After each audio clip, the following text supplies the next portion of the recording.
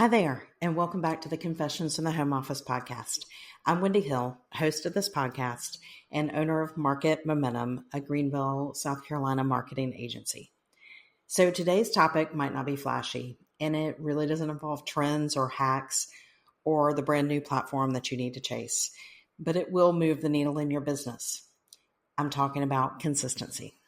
Specifically, why consistency is not sexy, why it's so hard, and why it's the one thing that separates people who grow quietly and steadily from the ones who keep starting over.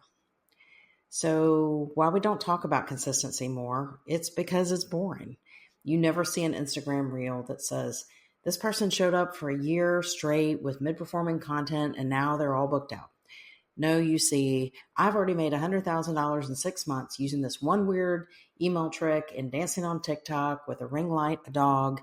Download my free lead magnet about this. And I get it, results sell. But the truth is most business wins happen behind the scenes, in the quiet, with repeated action. Stuff like writing weekly emails, even when your open rates dip for a while.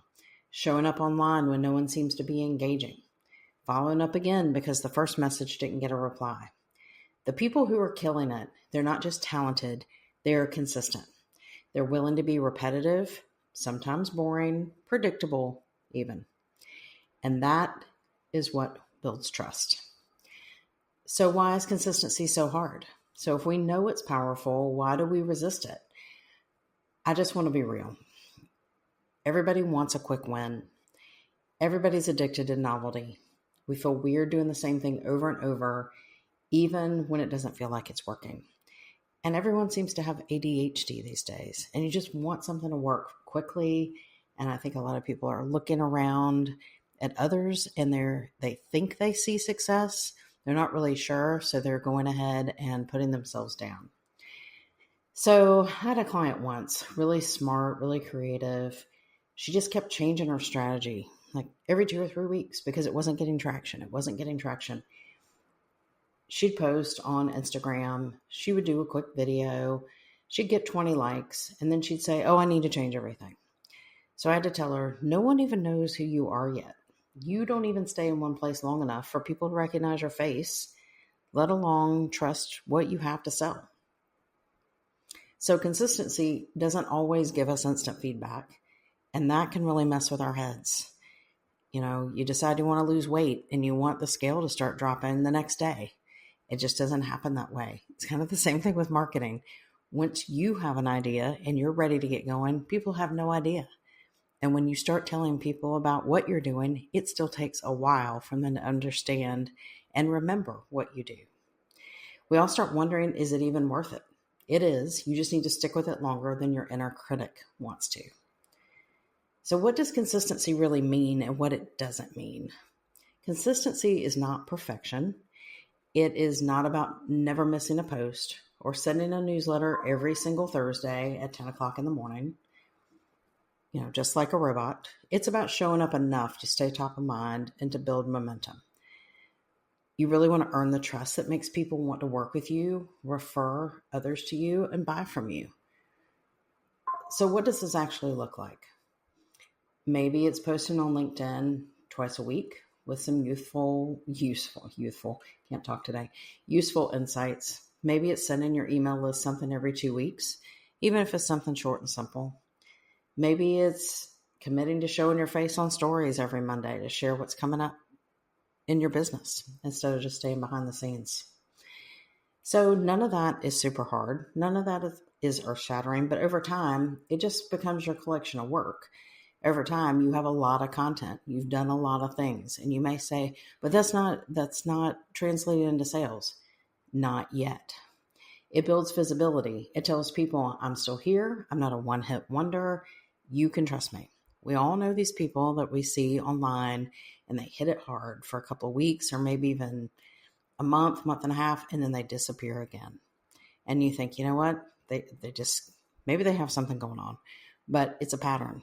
And you don't really know if you can trust that they'll show up again. And so consistency is really important.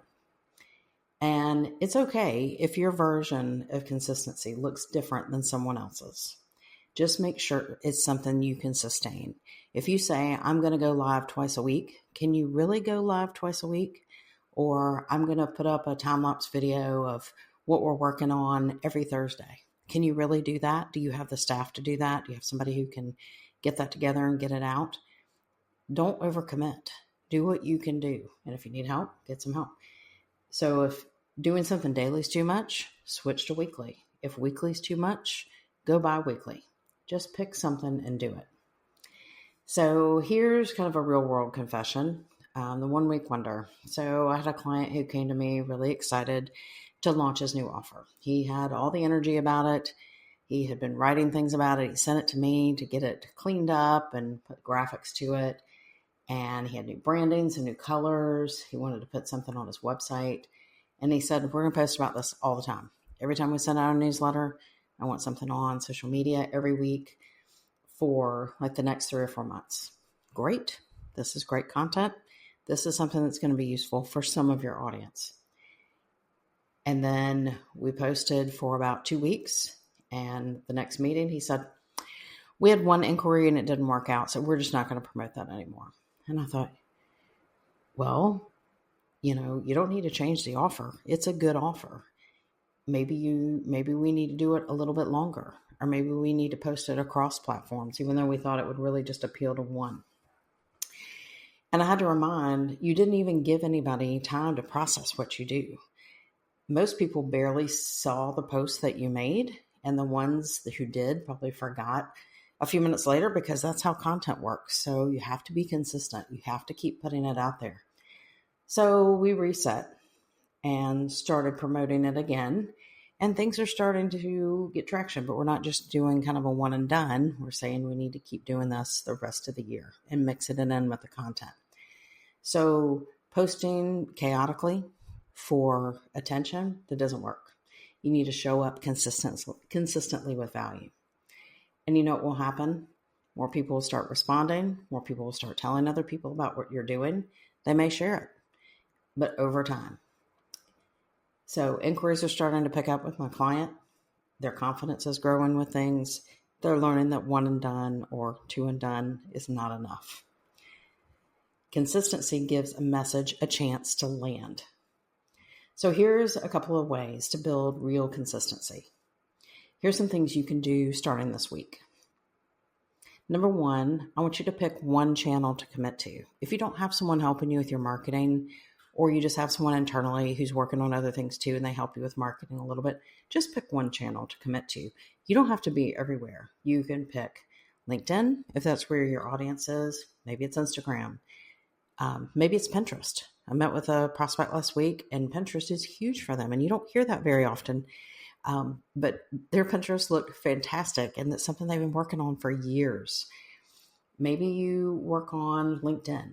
Maybe you started a podcast and you let it kind of fizzle out, but you really liked it. And maybe that's where you need to focus. And you need to say, this is where I'm going to show up regularly. And then you need to batch where you can. Let's say you do a podcast, batch 2 episodes at once. Sit down and write more than one email while you're at your desk. So ride the wave when you have that creative day. Sunday afternoons are big for me to just kind of make a quick list and start jotting things down. And I don't have the pressure of meetings and phone calls and the schedules. And it's kind of nice to just be able to crank out some things and know that I'm not going to be interrupted. And I do some great thinking then. So batch where you can. Maybe Sunday's not your day. Maybe it's in the evening. Maybe it's over lunch. And I want you to track progress and not perfection. Just keep a simple tracker. How many times did you post this month? How many times did you email this month? How many times did you put up a video? Did you send your newsletter? And that's great. That's a win. Don't let, I missed a week become, I'm just going to give up. Just get started and go, or get started again. So I know it's tempting to believe that success comes from the next big idea, or the perfect funnel, or that one post that went viral, or the post is so creative and so different from everybody else's.